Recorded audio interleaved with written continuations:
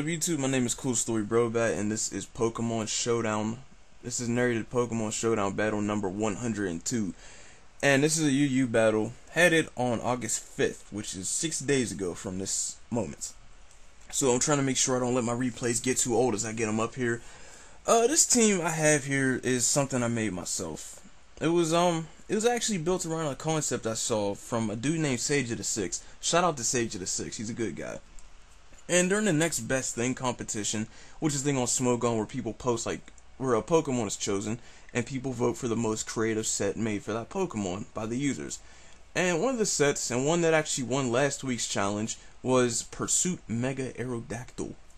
Now the thing with Pursuit Mega Aerodactyl is it ensures that all the Pokemon it checks after they've been weakened are reliably killed afterwards. You know, like Victini after V-Create, Chandelure, defensive Mew if it's been softened up, etc., so on and so forth. It ensures that they're dead, you know, because it catches them. Tough Claws boosts Pursuit, and with an Adamant Nature, which is recommended because, you know, since Mega Manetric's no longer here anymore, Mega Aerodactyl's like fast as death.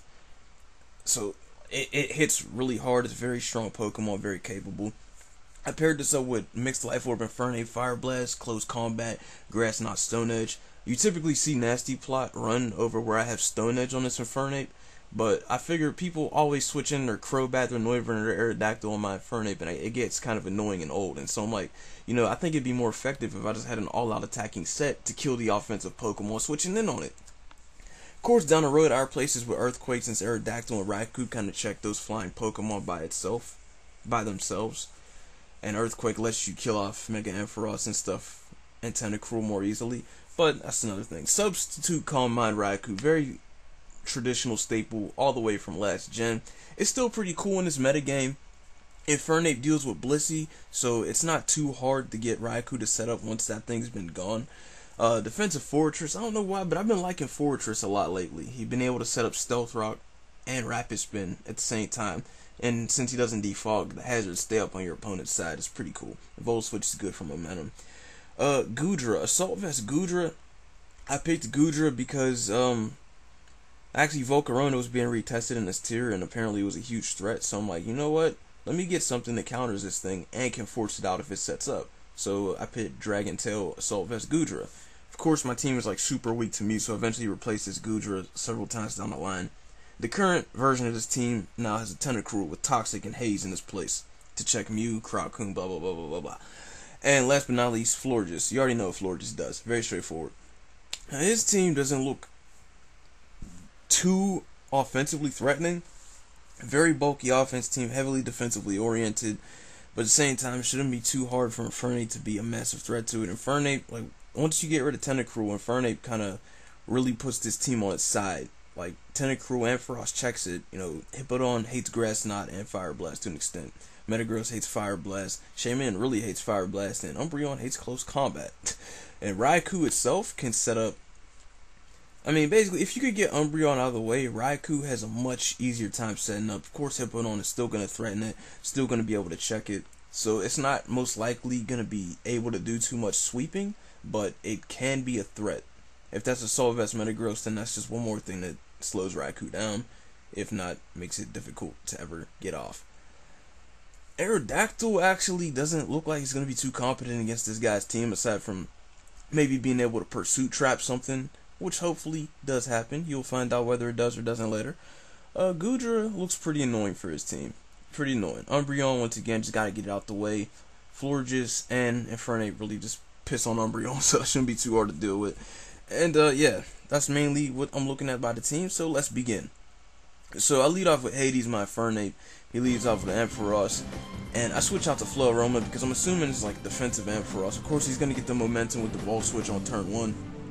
Obviously, the preferable play. He goes into his Metagross, threatens me, forces me out. I got to go back into my Infernape, hoping he's not real enough to try to go for an Earthquake that early in the game. He double switches back into his Tentacruel. It makes me have to switch back out to my Goodra, Barney. I hit this thing with a Thunderbolt. 2-hit KOs it pretty nicely.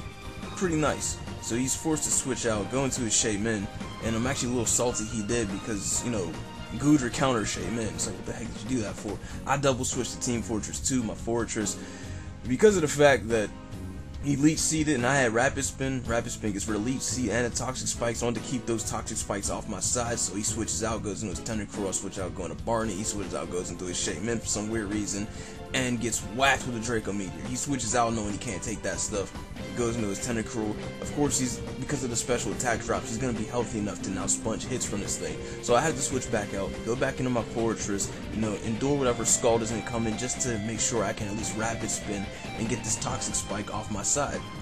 Because toxic spikes can be pretty annoying if I let them sit around for too long. My own fortress actually does have toxic spikes, but I need to ensure this Tentacruel is dead. Speaking of ensuring something is dead, look who just showed up.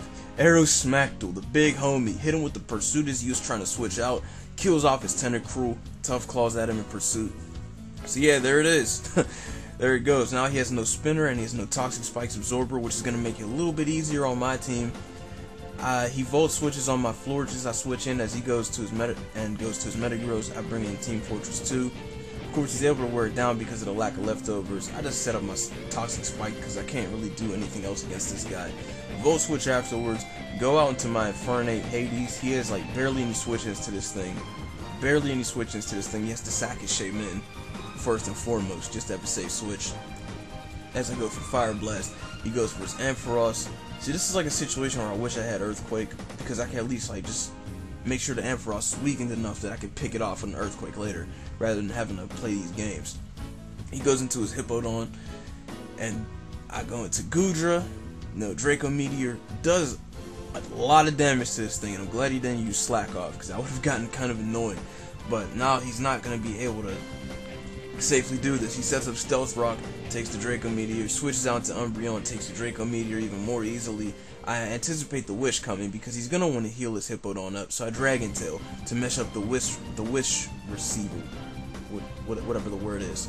So I Draco Meteor again, finish off this Hippowdon because I'm faster, handily. I kills it off. It goes into his Metagross. I'm not gonna be able to do much to this guy, so I send in Raigeki, hoping he's going for the Steel move. He does indeed go for Meteor Mash. Of course, I want to boost it. I'm not going to be able to do much. I just let Raikou go here, do whatever. I'm not going to really need him much. He's Assault Vest because he took that Thunderbolt way too nicely. So, at the least, this is a free switch into my Infernape, who now can just Fire Blast his way to victory through this Umbreon. He's not going to be able to stand up to it. I get to close combat this thing, knock it down, put the pressure up on his team, maintain the pressure on my side at all times. Now he's got nothing but Ampharos and Metagross left. I withdraw, go into Barney, my Goodra, because I'm predicting the Volt Switch. He tries to rest, but I didn't attack him, and he was a full HP, so he couldn't use it.